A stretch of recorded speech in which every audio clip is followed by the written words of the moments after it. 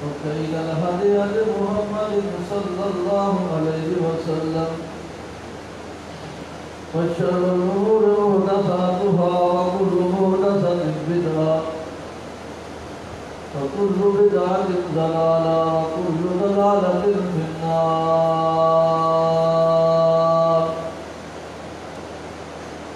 يا أيها الذين آمنوا اتقوا الله حق تقاته ولا تموتن إلا وأنتم مسلمون.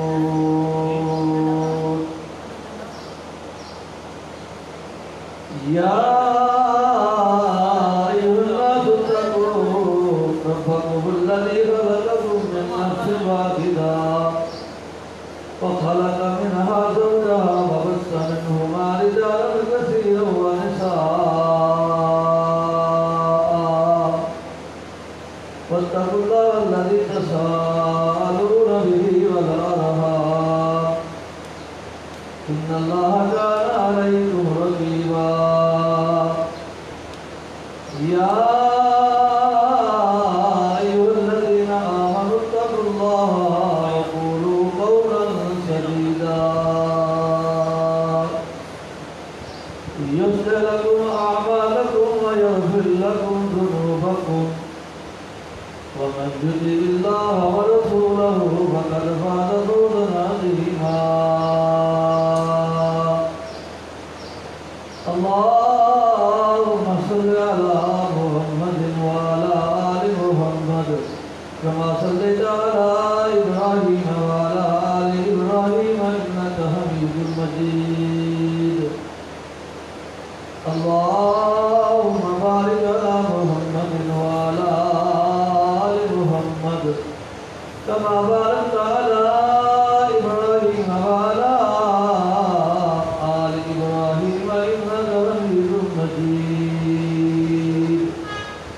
رب اشرح لي صدري ويسر لي أمري واحلل عقدة من لساني يفقهوا قولي. اللهم إنا نسألك علما نافعا وعملا متقبلا ورزقا طيبا.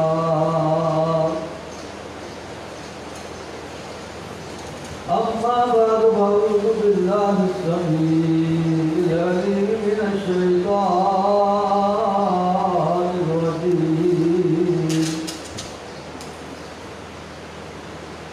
بسم الله الرحمن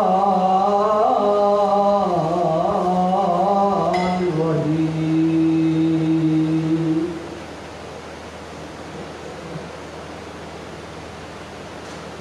يا أيها الذين آمنوا لا تلهكم أموالكم ولا أولادكم عن ذكر الله.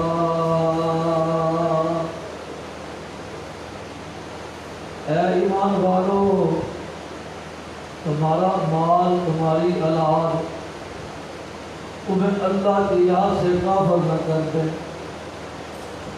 اے ایمان والو، خبردار ہو جاؤ کہ تمہارے مال تمہاری اولاد تمہیں اللہ سے دور نہ کر دے. وَمَن يَفْعَلْ ذَلِكَ فَأُولَٰئِكَ هُمُ الْخَاسِرُونَ. جس کے مال اور جس کی اولاد نے اسے اللہ سے دور کر دیا، اللہ کی یاد سے غافل کر دیا، وہ انسان بڑے خسارے کے اندر جا رہا ہے. وَأَنفِقُوا مِمَّا رَزَقْنَاكُم مِّن قَبْلِ أَن يَأْتِيَ أَحَدَكُمُ الْمَوْتُ.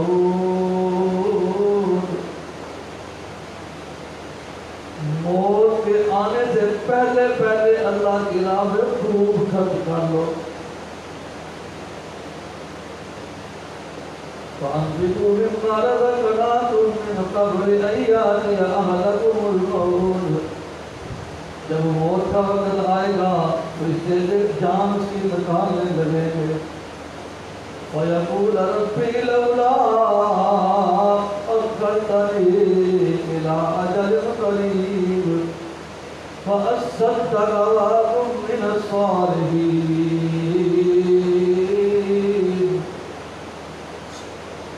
یہ بندہ اپنے رب کے سامنے کھڑا کرے گا، یا رب العالمین میری موت کے اندر تھوڑی سی تخیر کر دے تاکہ میں تیری راہ کے اندر اپنے مال کو صدقہ کر سکوں، تاکہ میں نیک اور اچھے عمل کر سکوں، میں میرے گروہ میں شامل ہو جاؤں۔ وَلَن يُؤَخِّرَ اللَّهُ نَفْسًا إِذَا جَاءَ أَجَلُهَا۔ جب کسی کی موت کا وقت آتا ہے اللہ فرماتے ہیں ہم ایک لمحہ بھی اس کے اندر تبدیل نہیں کرتے۔ اللہ کبیر بما تعملون، اس سے پہلے جو بھی تو نے عمل کیا ہے، اچھا کیا ہے یا برا کیا ہے، میں تیرے ایک ایک عمل سے باخبر ہوں۔ ہر قسم کی حمد و ثنا، تمجید، تمجید کبریائی کے لائق اللہ رب العالمین کی ذات ہے، جس کا کوئی شریک نہیں، جس کا کوئی ثانی نہیں، جس کے سوا کوئی عبادت کا حقدار نہیں۔ اللہ رب العالمین کی حمد و ثنا کے بعد درود و سلام امام الانبیاء جناب محمد رسول اللہ صلی اللہ علیہ وسلم کی ذات اقدس پر ہم بے شمار درود و سلام۔ گزشتہ 3 خطباتیں جمعہ کے اندر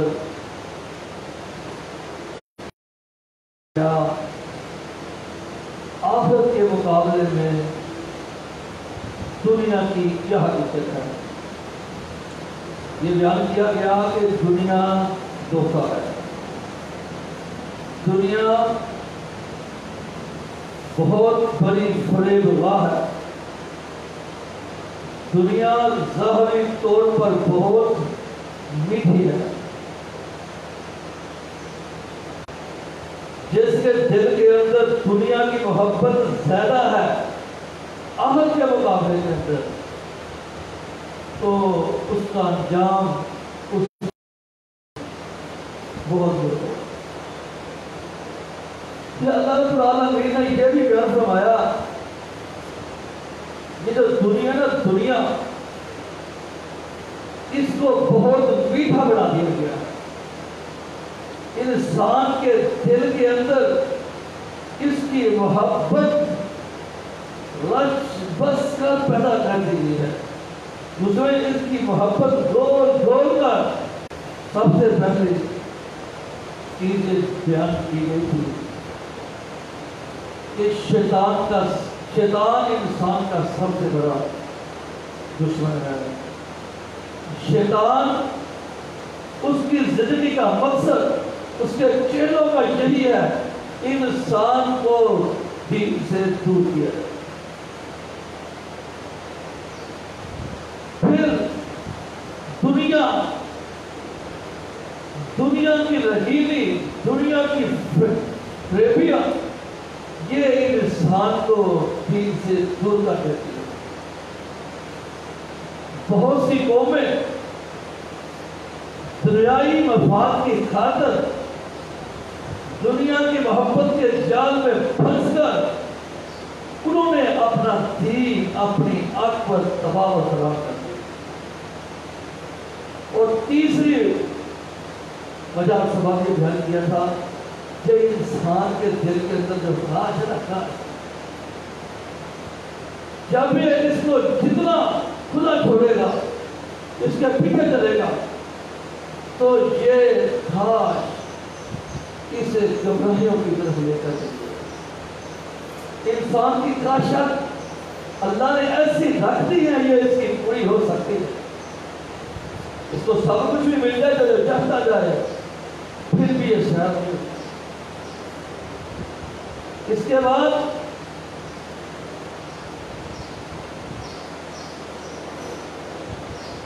چوتھا سبب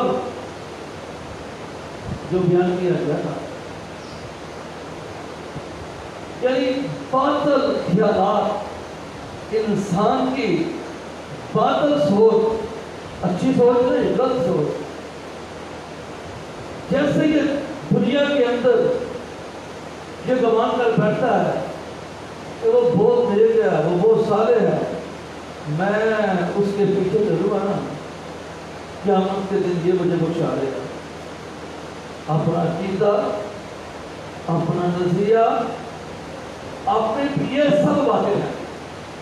قرآن مجید کے اندر اس کی بہت تفصیل بیان کی گئی۔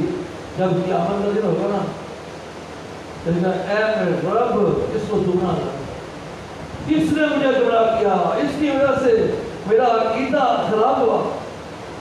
رب فرمائے گا فرشتوں کو، اے میرے فرشتوں، ان دونوں کو پکڑنا جہنم کے اندر ہے۔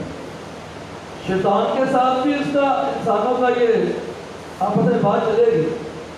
اسی طرح انسانوں کے آپس کے اندر جن کو دنیا میں وہ پیشوا رہنما سمجھتے تھے، یہ بات 10-15 مقامات پر قرآن مجید کے اندر بیان فرمائی گئی۔ رب کتنے بڑے کرتے ہیں۔ قرآن مجید کے اندر اس بات کو میرے رب نے بڑی تفصیل کے ساتھ بیان کیا ہے۔ اور اگر ہم قرآن مجید پر غور کریں نا، یہ جو تکبر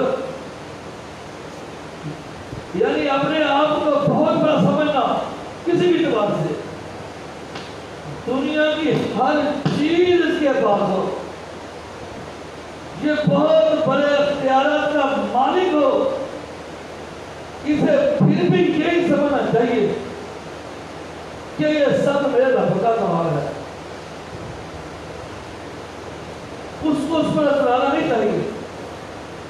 جو تو آئے گا، بغل میں آ جائے گا، سمجھ اس نے اپنا آپ تباہ کر دیا۔ آؤ آج کے ویڈیو کے اندر جو چند چیزیں ہم نے سمجھ لی، سب سے پہلے ہمیں یہ کوشش کرنی ہے کہ ہم نے اپنے دل کے اندر دنیا کی محبت غالب آنے کے لیے، میرا رب دنیا کی اور دنیا کی چیزوں سے محبت کرنے سے منع نہیں کرتا۔ میرے رب کا صرف ایک مطالبہ ہے کہ تمہارے دل کے اندر آخر کے مقابلے میں اس کی محبت غالب نہیں آتی، ایک ہی۔ اور قرآن مجید میں واضح طور پر وہ بندہ جنتی ہے، اور جس کے دل کے اندر دنیا کی محبت غالب آ گئی، آخر کے مقابلے میں وہ بندہ جہنم میں جائے گا۔ آج 4 عمل میں نے بتانے ہیں، اگر انسان اپنی زندگی کے اندر وہ اختیار کرے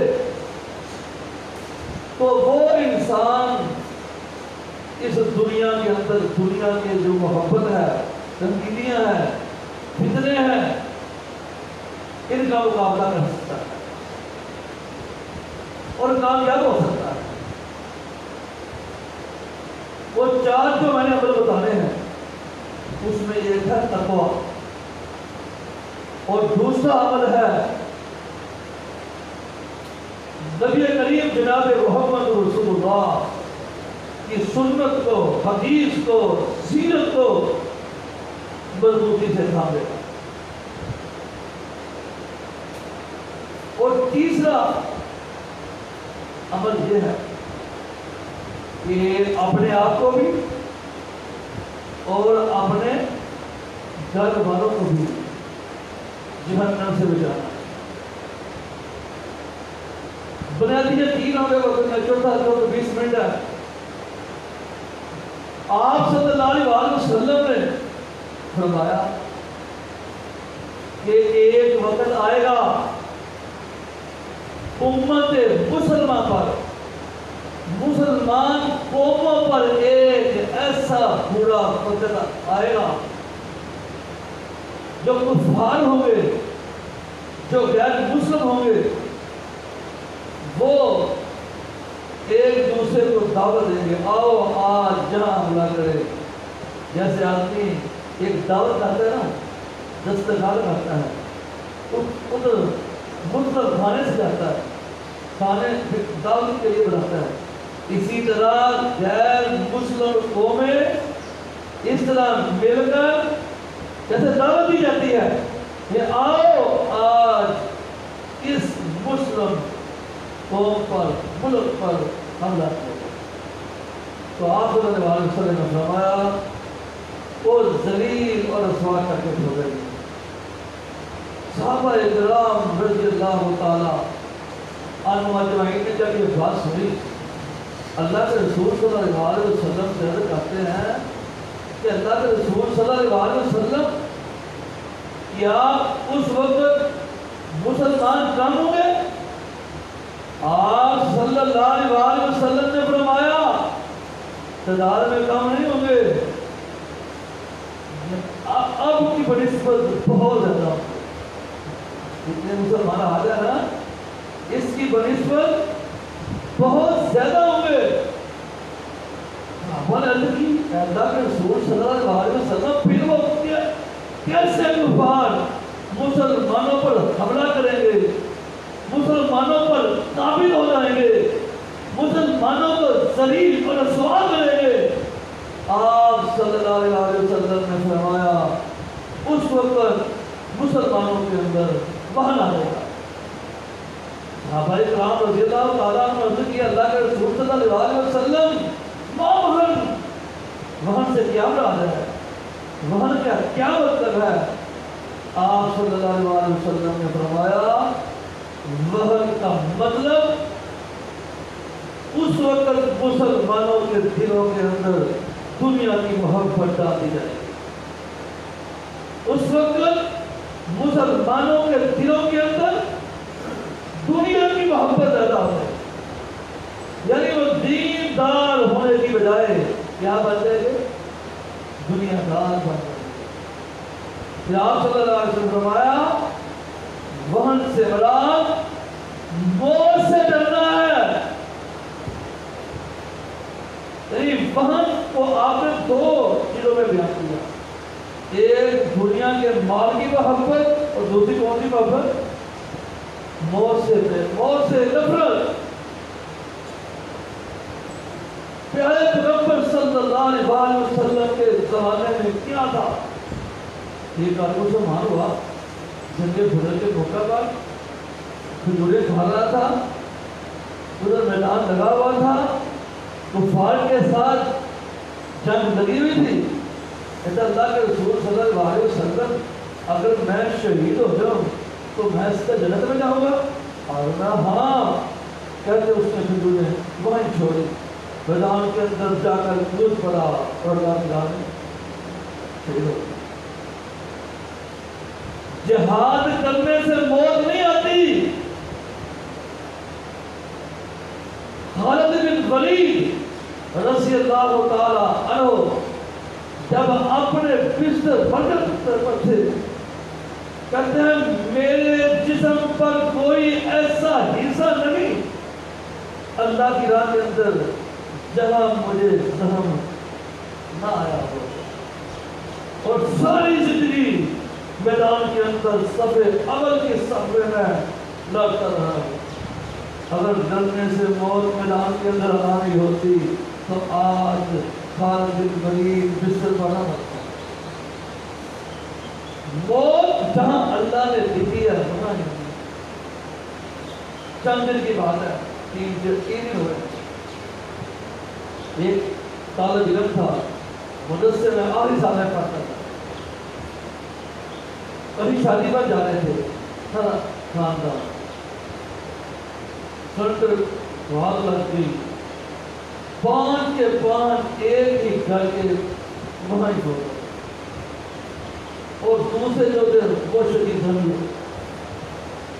یعنی پتا تھا ہم کل ایک جنازے میں جا رہے تھے، گاڑی پر تھی، ٹائٹل میں تھا. ایک دفعہ جو ہوگا 50 دفعہ ہوگا سامنے سے گاڑی آتی ہے اسے کوئی پرواہ نہیں. جو چھوٹی کو بڑی مشکل سے اپنے آپ کو بچا کرنا سائل میں کرتا ہے. کوئی ضروری نہیں کہ پوچھے بھائی میں ایک دن ایک دفعہ مسجد گیا، میں دوست کے ساتھ گاڑی میں بیٹھا ہوا تھا، ایک محلہ ہے 40 کی سپیڈ تھی، کہتا ہے جرمانہ ہو گیا، یہ کہتا ہے جرمانہ ہو گیا، بندے کو ملنا تھا اور تیز جا رہا، یعنی 5-6 دفعہ راستے میں اسے وہ کہتے مجھے یہ کیا میں تصویر کھینچنی ہے، کہتا وہاں 100 سے زیادہ نہیں کھا سکتے تھے، یہاں 30 سے زیادہ نہیں کھا سکتے تھے۔ تو وہ قانون ہے جہاں قانون کی حکمرانی ہو وہاں بہت سے مسائل حل ہو، بدقسمتی سے ہمارے ملک کے اندر قوانین کا نفاذ، اگر قوانین کا نفاذ ہو جائے تو بہت سی چیزیں کنٹرول ہو، کتنے محکمے ہیں، کتنے محکمے، وہ سب کے سبھی بوجھ ہے، روڈ پہ صحیح مرمت ہوتا ہے، مین روڈ ہوتے ہیں، اتنا پیسہ بھی لگتا ہے، اتنا پیسہ بھی خرچ ہوتا ہے، پھر تباہ سے باہر ہوتے ہیں، کوئی پوچھنے والا ہی نہیں، کوئی احتساب کرنے والا ہی نہیں، لوکل روڈ ہوتے ہیں، دیکھو ہمارے علاقے کا کتنا برا، بیچارے لوگوں کے گلیوں کے اندر کیسے زندگی گزار رہے ہیں، یعنی وہ یہ تکلیف برداشت کر کر کے اب اس کا عادی بن چکے ہیں، وہ اس کو سمجھ نہیں، وہ یہی کریمہ سمجھ لیا کہ ہم آرام سے نا اپنے آپ کو بچا کر ادھر سے گزر گئے، یہ ہوتا ہے قوموں کی تباہی۔ اور میں عرض کر رہا تھا کہ جب دنیا کی محبت اور موت سے زندگی سے محبت ہو جائے گی تو اس وقت تمہارا یہ حالت اور تم پر سارے حالت آ جائے۔ آج میں ایک حدیث پر پہلے پڑھی، پھر آج میں نے غور کیا کہ آپ صلی اللہ علیہ وسلم نے ایک مثال دی، مجھے پہلے سمجھ نہیں آئی، میں جو پھر دیکھیں گے جب سمجھ آئے گی بیان کریں گے۔ جب موسم بہار آتا ہے نا، جو جانوروں کا چارہ نا وہ دھوپ ہو گئی ہے، تو جانوروں کو جب بھولا جائے نا وہ اتنا کھاتا ہے، پھر جانور کیا کرتے ہیں، زمین پر لیٹتے ہیں، کبھی بھاگتے ہیں، اچھلتے ہیں، کودتے ہیں، پھر کھانا شروع کر دیتے ہیں۔ وہ جانور ایسے ہوتے ہیں جو کھاتے جاتے ہیں، وہ کیا ہوتا ہے وہاں تو لکھا مر جاتے ہیں، ہوتا ہے جانوروں کے آگے تو چارہ زیادہ چھوڑ دیا جائے نا زیادہ، تو وہ زیادہ کھانے کی وجہ سے کیا ہوتا ہے، مر جاتے ہیں۔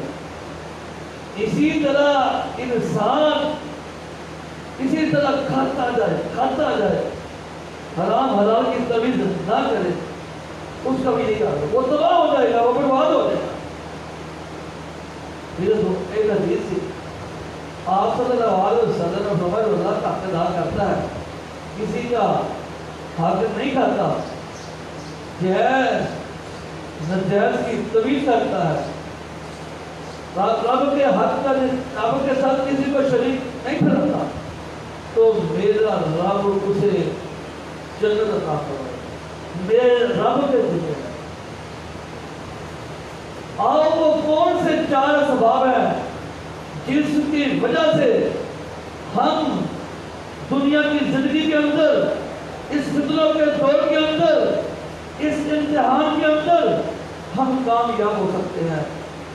سب سے پہلا اللہ رب العالمین نے، اللہ کے پیغمبروں نے، اللہ کے رسولوں نے قرآن مجید کے اندر جو بیان کیا گیا وہ شرک ہے، وہ کیا ہے، اس سے بچنا ہے۔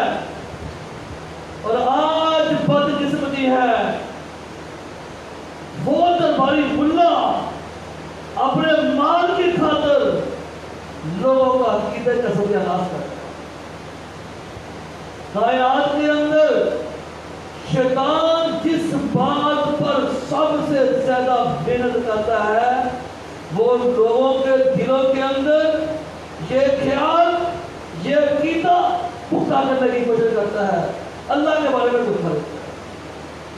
کتنی بدقسمتی ہے جو زمین آسمان کا مالک، جو روزی دینے والا، زندگی موت کا مالک، اس کے پاس ہر چیز کا اختیار ہے، وہ اسے مانتے نہیں جس نے پیدا کیا ہے، وہ جس کا کوئی کردار نہیں، جو کسی جہالت کا مالک نہیں، ان کے دوسروں کے گھر پر جا کر جتنا یہ شرک ہے، اس میں کوئی شک و شبہ نہیں، وہ شیطان کے پھندے میں آیا ہوا ہے جو یہ بندہ کہتا ہے کہ مسلمان شرک نہیں کر سکتا۔ پہلی قوم بھی شرک کی وجہ سے تباہ ہوئی۔ یہودی وہ کون تھے؟ وہ کافر تھے، اللہ کے نبی موسیٰ علیہ السلام کو ماننے والے تھے۔ عیسائی کون تھے؟ اسے اسلام سامی جن سے کیا جاتا ہے الہامی جی، یہ الہامی دین پر مان رکھنے والے تھے۔ وہ ان پر تباہیوں پر بازی کیوں آئی؟ بد عملی آ گئی۔ شیطان نے بد عملی کا چھٹکارا یہ بتایا، یہ میرے کیا انہیں مان لو، جو کرتے ہیں کرو، تم لوگ سے بچو۔ شیطان کی سب سے زیادہ کوشش یہ ہوتی ہے کہ انسان کو رب سے دور کر دیا جائے۔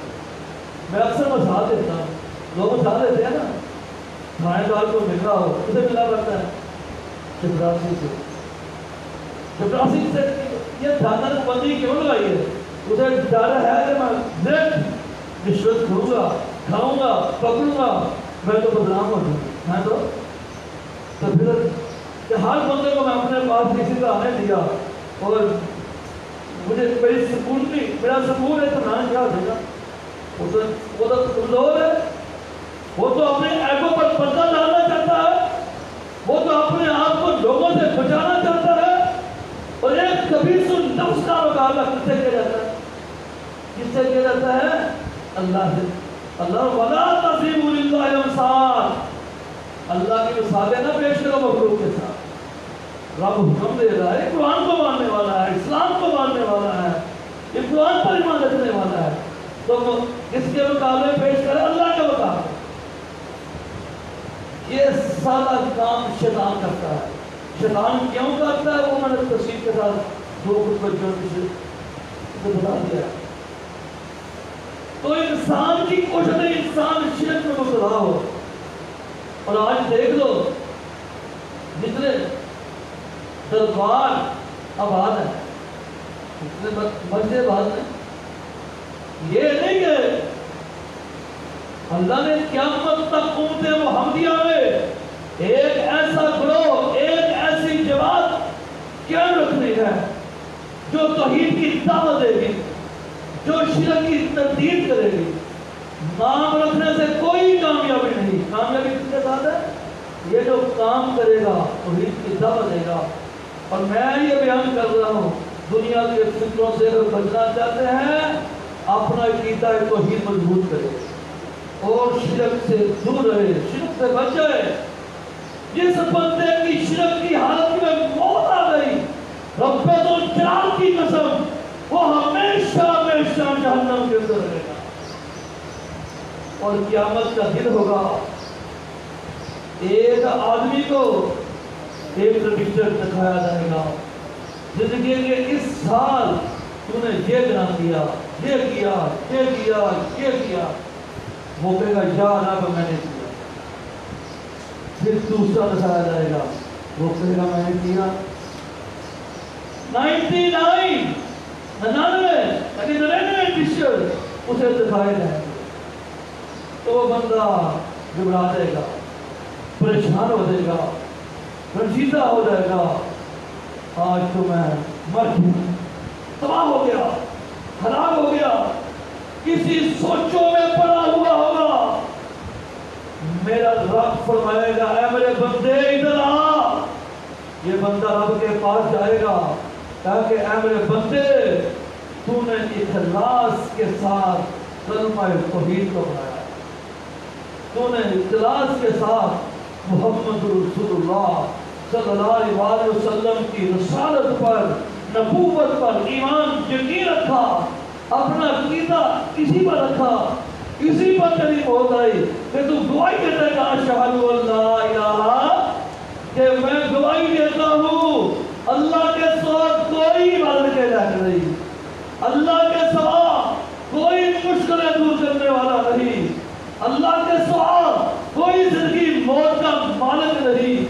اللہ کے سوا کوئی مال دینے کمیوں خوشیوں کا کوئی مالک نہیں.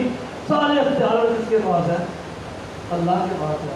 کہ میں یہ اشہد اللہ الہ، جب سارے اختیارات کا مالک وہ اکیلا ہے، وہ اکیلا ہی عبادت کا حقدار ہے.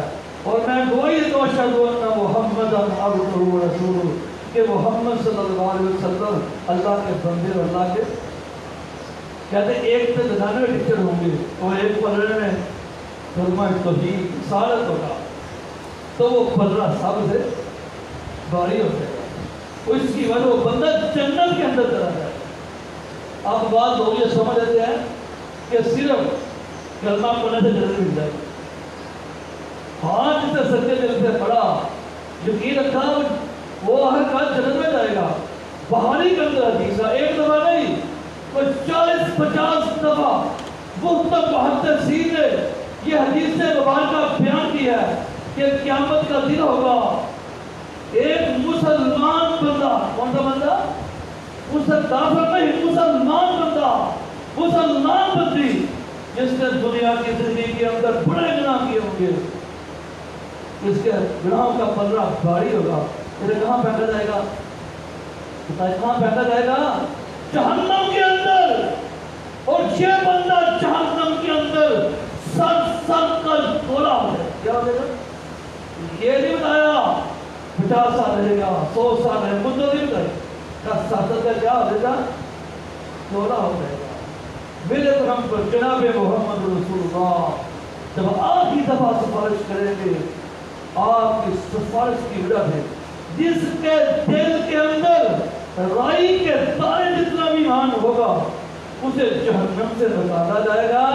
یہ سر کر گولے ہو چکے ہوں گے. انہیں ایک اس میں اندر چشمے کے اندر، ایک حدیث کے اندر نہر کے اندر انہیں نہلایا جائے گا، غسل دیا جائے گا، پھر انہیں جنت کے اندر. یہ بندے کون ہوں گے؟ حدیث میں آتا ہے اللہ فرمائیں گے اے فرشتوں، جس نے شرک نہیں کیا، جس کی شرک کی حالت میں موت نہیں آئی، جس کے دل کے اندر رائی کے دانے جتنا بھی ایمان تھا، اسے جہنم سے نکال لو. یہ وہ بندے مسلمان. تو اس وقت کافر مشرک روئے گا، کاش میں بھی شرک نہ کرتا، کاش میں بھی مسلمان ہوتا.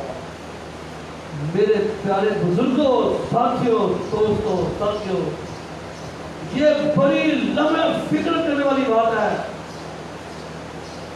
جتنی بھی قومیں تباہ ہوئی، جتنی بھی قومیں برباد ہوئی، ان میں سب سے پہلا جو بنیادی برا عمل تھا وہ شرک. رب الجلال کی قسم، آج بھی امت مسلمان اپنا عقیدہ، اپنا ایمان مضبوط اور پختہ کر دے، رب کی رحمتوں کا نزول ہوگا. اور جو مشرک ہوگا نا، مشرک وہ سب سے بڑا رب کا شکر ہوتا ہے. کھاتا رب کا ہے، پیتا رب کا ہے، اور پھر کسے کہتا ہے؟ غیروں کے. اور جتنے نبی، جتنے اللہ کے رسول اس دنیا کے اندر آئے، قرآن نے 50 سال مقامات پر بیان کیا ہے.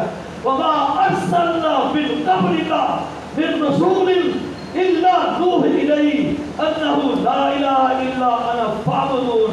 اے میرے نبی، آپ سے پہلے جتنے رسول آئے اور آپ پر بھی یہی وحی کی کہ اللہ کے سوا کسی کی عبادت نہیں کرتے. اور قرآن مجید کے اندر ہے إِنَّ اللَّهَ لَا يَغْفِرُ أَن يُشْرَكَ بِهِ وَيَغْفِرُ مَا دُونَ ذَلِكَ لِمَن يَشَاءُ.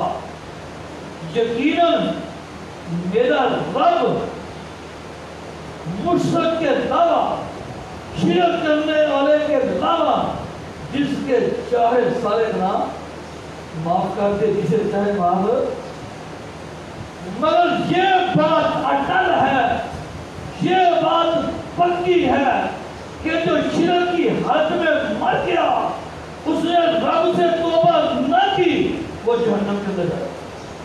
چھٹا سوارہ سورۃ المائدہ وہاں عیسائیوں کا ذکر ہے کہ وہ عیسیٰ بن مریم کو اللہ کا بیٹا مانتے تھے، وہ عیسیٰ بن مریم کو اللہ کا شریک ٹھہراتے تھے، اللہ کا حصہ سمجھتے تھے، اللہ کا جز سمجھتے تھے۔ تو اللہ رب العالمین سورۃ مائدہ کے اندر اہل کتاب کے وہ غلط کام جن کی وجہ سے میرا رب ان سے ناراض ہوا، جن کی وجہ سے ان پر رب کی لعنت برسی، جن گناہوں کی وجہ سے ان پر میرے رب کا غضب اور عذاب نازل ہوا، ان میں بھی سب سے پہلا بیان کیا وہ کون سا تھا؟ شرک تھا۔ ہم اللہ بیان فرماتے ہیں اِنَّهُ مَن يُشْرِكْ بِاللَّهِ، جس نے بھی اللہ کے ساتھ شرک کیا، اللہ کے ساتھ کسی کو حصے دار بنایا، فقد حرم علیہ الجنہ، اس پر میرے رب نے جنت کو کیا کر دیا ہے؟ حرام کر دیا۔ ایسے بندے کا قیامت کے دن کوئی بدنام نہیں ہوگا۔ تمام مفسرین کا اس بات پر اتفاق ہے کہ شرک کی حد میں مر گیا وہ کبھی جنت میں نہیں جا سکے گا۔ تو یہ شرک کیا ہے؟ آج انسان تھوڑی سی عقل چلائے، تھوڑا سا اپنے دماغ پر بوجھ ڈالے، یہ سوچتے وہ سمجھ آئے کہ اللہ کا کوئی شریک نہیں کسی بھی اعتبار سے، اللہ کا کوئی حصے دار نہیں۔ باقی حصے دار ہوتے ہیں نا کسی بھی کام میں، دو حصے دار ہوتے ہیں، یعنی اللہ کا کوئی حصے دار نہیں۔ نبی رسول اللہ کے پیارے محبوب ہوتے ہیں، اللہ کے پسندیدہ بندے ہوتے ہیں، یعنی ان کا اللہ کے ہاں بڑا درجہ اور مقام ہوتا ہے۔ ان کا درجہ اور مقام کسی وجہ سے ہوتا ہے، وہ رب کے ساتھ کسی کو شریک نہیں ٹھہراتے، وہ اپنا سجدہ رکوع ہر چیز کس کے لیے؟ اللہ کے۔ آپ نے اعلان کیا ان صلاتی و نسکی و محیای و مماتی للہ رب العالمین، اے میرے نبی اعلان کر دو میری نمازیں، میری عبادت، میری زندگی، میری موت، میرا جینا، میرا ہر عمل کس کے لیے ہے؟ یہی تو ہی نا۔ اگر یہ کسی اور کے لیے عمل یہ کیا تھا شرک ہوگا۔ باقی انشاءاللہ آئندہ خطبہ جمعہ کے اندر وہ 3 عمل بتائے جائیں گے جس کی وجہ سے انسان ان فکروں کے دور سے بچ سکتا ہے۔ آج ایک عمل بتایا ہے کہ انسان عقیدہ توحید رسالت پر قائم رہے، اس پر موت آ رہے، اس کا آخر کا ٹھکانا کیا ہے؟ جنت ہے۔ یہ اتنا مشکل نہیں ہے۔ اللہ مجھے آپ کو توحید پر ہمارا خاتمہ فرمائے اور سال پر ایمان پر ہمارا خاتمہ فرمائے، ہمیں ہر قسم کے گناہ سے محفوظ رکھے۔ سبحان اللہ الذی لا الہ الا هو الحی القیوم و سلام علی المرسلین والحمد للہ رب العالمین۔